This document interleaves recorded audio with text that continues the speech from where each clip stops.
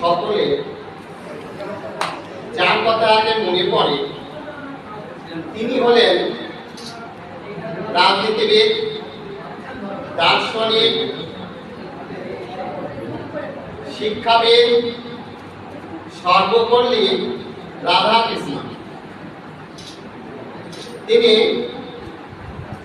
1888 সালে জন্মগ্রহণ করেন তামিলনাড়ুর এক দরিদ্র ব্রাহ্মণ পরিবারে। তার বাবার ইচ্ছা ছিল তিনি একজন পুরোহিত হবেন, কিন্তু আজ হচ্ছেন আমাদের সকলের শিক্ষক সর্বপল্লী রাধাকৃষ্ণন। তিনি বলেছেন যে তিনি যখন রাষ্ট্রপতি হলেন 1962 সালে, দ্বিতীয় রাষ্ট্রপতি, তখন তার গুণমুগ্ধকর যে ছাত্র ছাত্রীরা ছিলেন এবং বন্ধুরা ছিলেন, সবাই ভাবলেন 5ই সেপ্টেম্বর তার জন্মদিনে উদযাপন করবেন, কিন্তু তিনি অনুমতি দিলেন না। তিনি কি বললেন? তিনি বললেন এই 5ই সেপ্টেম্বর শিক্ষক দিবস হিসেবে যদি তোমরা উদযাপন করো তাহলে আমি ভীষণ খুশি হব। সেই সর্বপল্লী রাধাকৃষ্ণন স্মরণে আজকে শিক্ষক দিবস উদযাপিত হয়েছে।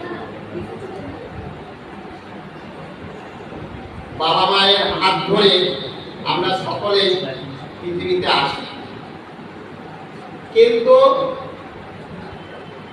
শিক্ষক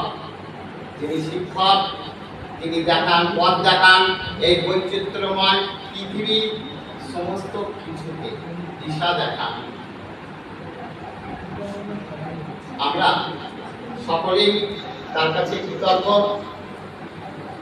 আমাদের এই শিক্ষক দিবস উদযাপন করার কিছু উদ্দেশ্য আছে। সেটা হলো ছাত্র ছাত্রীদের সঙ্গে শিক্ষকের একটা দৃঢ় বন্ধন গড়ে তোলা। কিন্তু আমি শিক্ষক হিসাবে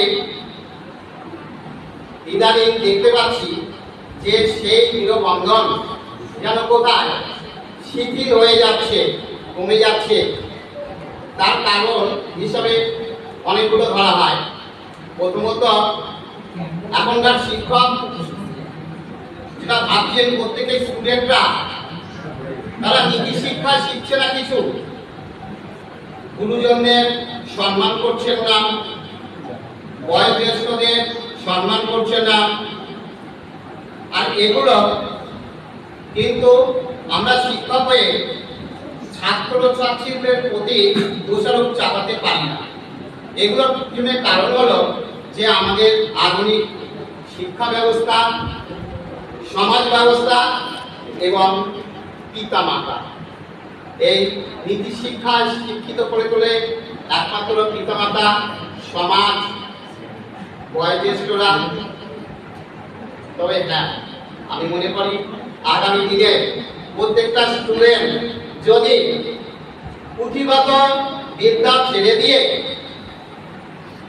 নীতিগত শিক্ষায় শিক্ষিত হতে পারে, তবে তারা প্রকৃত মানুষ হবে। প্রত্যেকটা শিক্ষক মোমবাতির মতো, মোমবাতি যেরকম নিজেকে শেষ করে দিয়ে পথে আলোকিত করে, সেই রকম শিক্ষকরা সমাজে ছাত্র ছাত্রীদের মহান আদর্শে